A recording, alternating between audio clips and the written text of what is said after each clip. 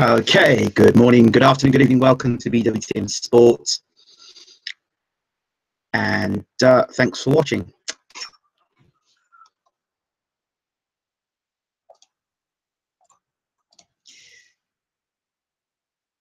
As always, don't forget to rate, subscribe, and leave your comments. Thanks for watching. So the subject of conversation: David Haye versus Tony Bellew 2, or because Bellew's beating Haye, you say Bellew versus Haye 2. So they say this fight is going to happen. They say that this fight is going to happen soon. They say that the contracts are close to being signed. I haven't followed up the story, but I shout out to my man, brother JR, from Michael from Pound for Pound Boxing. He asked to hear my opinions and my thoughts of this fight, or this potential fight. Well, first and foremost, we'll talk about Tony Bellew. The fight with him and Andre Ward obviously is not going to happen, and it looks like David Haye is the option. So if they sign the contract, obviously Haye is the man that he's going to be fighting. As for David Haye, it's an interesting one. First of all, he is like the miracle man. The injury he had, he limped out, of the arena with that injury. He was on crutches, and all of a sudden now he's back. Seems fully recovered, ready to fight again. I don't know if he has fully recovered. Now, he might have fully recovered to be able to walk and be able to do things as a civilian in day-to-day life. I don't know whether David Haye is able to put sort of pressure on strain, the way Haye fights. He's able to put that strain on his calves or his ankle, wherever the injury is, and his Achilles can still stand the time of intense 12-rounder. See, David's body is breaking down in him, or it seems that his body's breaking down. From his toe, the injury there, to now, the Achilles. We don't know whatever next. What he's not telling us, and of course the shoulder and the fit and the hand, remember, and the shoulder where he couldn't throw it properly and all the rest of it. So there are signs that David Haye's body is in decline.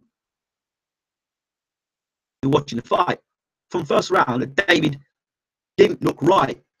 He seemed really totally off balance. He seemed not the same sort of rhythm or slickness that he normally has.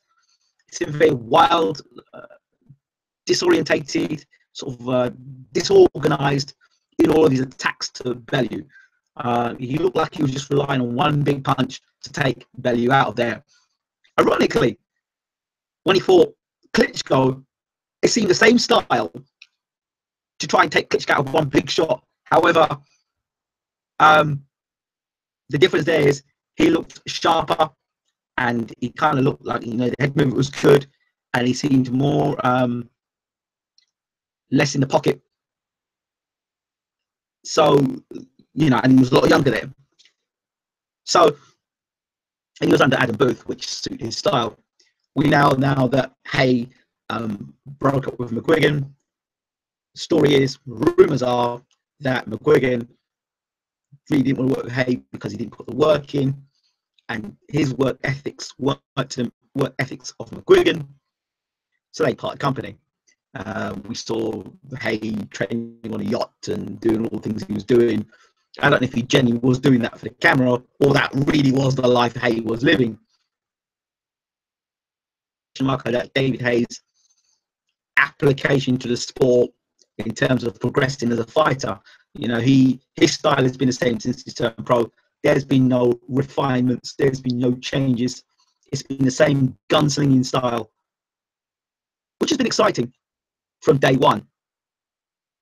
See, now when you rely on speed and reflexes, when you're younger, it's okay. But as you get older and the speed and reflexes leave you, we've discovered that from Roy Jones. We've seen it with other fighters who've been very fast, blazing hand speed and power and movement. And then as they get older, because they didn't do things fundamentally sound in the beginning, it catches up with them as they get older. David, what, 35 now? Some people believe that Father Time won't catch up with David Haye on the map. Has he peaked? When did he peak? And then, you know, where did he start the decline? And where's he in the decline now? So nobody quite knows quite what David Haye is about. We do see him out to all these events, and you know, it surprises me. It just that the way the man is able to just attend these events after all the rubbish he was talking before the fight to Bellew, how he was able to just brush it off and just attend all these events, GQ magazine, dressing up nice, and fair play to the man. But I could, if I got the brakes beaten off of me after the statement I was making, injury or not, I wouldn't be going to all these events and put my face out there. I'd be kind of looking to get my career back on track and to get revenge on Bellew. Well, I guess that might be the case now with him gonna fight Bellew in his rematch. Should the contract be signed? Again, I don't know. But questions that Haye has to answer for me is he's with his old trainer. But his old trainer at the moment, Salas, is actually training, I think Salas, his name is. But he's training Luke Campbell for his world title shot against Linares. So I don't know how that works at the moment. Maybe Haye's going to train with him and get himself in shape for the fight. I don't know. But I don't know what encouraged David Haye to go back to his old trainer. I don't know what sort of relationship he's got with his trainer. And I don't know if it's a relationship where Haye is going to be training really hard or training under his own thoughts and process, meaning he'll do his own thing and the trainer is just there in the background to hold the pads. If it's that sort of relationship, I'm not sure that David Haye will come back into the ring any better condition than he did the first time round. Now, albeit the fight he had with Bellew the first time round, a lot of people said that he was actually beating Bellew on points and he was landing more punches and he was out landing Bellew. Yeah, I kind of agree with that.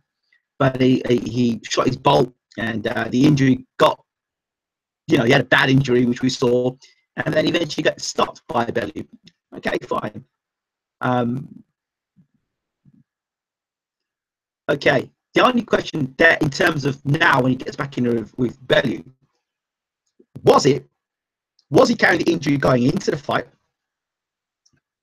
How bad was the injury going into the fight? If the injury was bad before he got in the ring, that would explain the why he looked so poor from round one when he was launching his attacks and looked so disorganized. That would explain that. So then there's some room to say, all right, well, he was injured as he came into the fight anyway, and that's why he's trying to get Bellew out there as quick as possible so he didn't cause too much of an injury. There's that.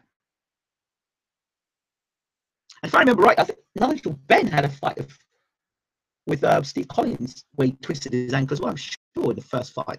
I could be wrong. And then they had a rematch. And the same thing happened. Well, Benn got beaten both fights. If that's the case, then he didn't have the footing to land the big shots he wanted to land. Therefore, he wasn't able to land the full power on the shots. Therefore, he wasn't able to render Bellew unconscious the way he claimed he would have done. That is the only sort of room I'm giving Haye in this. Otherwise, that's not the case. And it was because Haye was too heavy set up top. And it was too heavy set for his legs. And the way, you know, he wasn't that size. He wasn't built that way when he first, you know, when he was fighting against Klitschko. In his prime, he wasn't that size. Even as a cruiserweight or heavyweight, he wasn't that size. He wasn't so muscular and bulky up top. So if that's the case, thank you. If that's the case, then I can't remember what my point is about his up top. If that's the case, I've completely lost what I was going to say and track of what I'm saying. But what I was basically saying is it because he's got too much muscle on top, which would have been another reason why, in terms of movement, he was slower. That was my point. So has that got anything to do with it? Other than that, the only other conclusion about the state of David Haye now is he's a shot fighter. He's finished, and that could be a lot to do with what he does outside of the ring rather than what he does inside of the ring, which is a shame.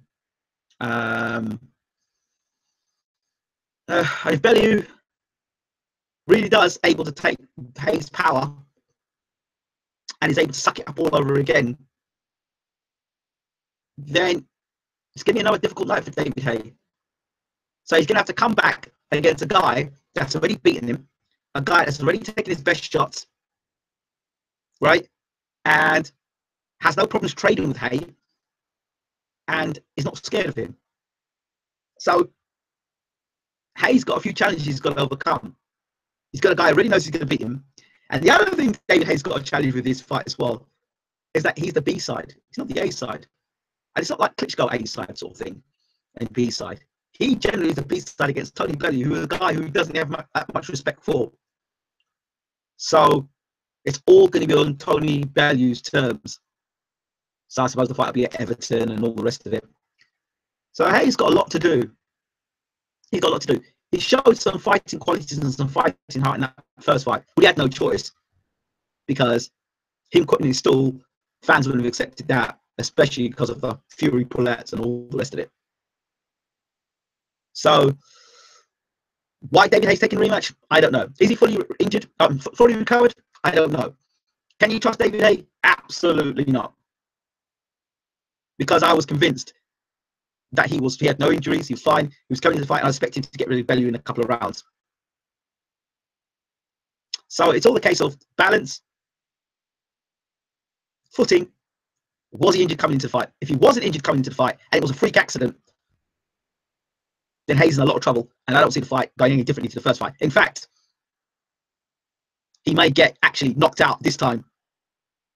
Immediate rematches who lost the first fight, they don't always bode well. So if the injury's healed up and it's cleared up, and Haye comes in the shape that he should come in and not looking like a bodybuilder, and he has put the training in, and he does do the hard work, and he's not on a yacht, and he's taking it seriously, then he's got a chance possibly of beating Tony Bellew. But is it too long in the tooth? Has he left it too long to be serious about the sport? And what is David Haye's intentions? Why is he fighting Bellew? Is he doing it for money, for glory? Is he doing it for smash and grab? Is he going to take the public for fools again? I don't know. I really don't know why Haye has taken this fight. Because imagine he loses 2 fights to Tony Bellew. You lose the first fight to injury. You get knocked at it. Then your whole legacy is questioned. Not just as a heavyweight, but as a cruiserweight. Because Bellew is a cruiserweight, or a light heavy cruiserweight that's moved up to heavyweight. He's not a bona fide heavyweight in my mind. So those are my thoughts. Look forward to seeing how the fight goes.